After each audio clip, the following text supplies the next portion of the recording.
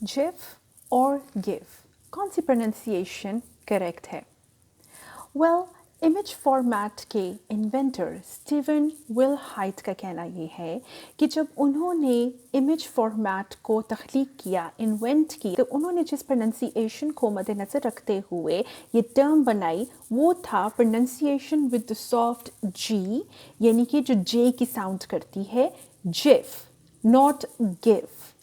मगर जो ज़्यादा प्रोनाउंसिएशन पॉपुलर हुई वो with the hard sound of G, यानी गिफ के साथ हुई, लेकिन स्टीफन विलहाइट इससे एग्री नहीं करते।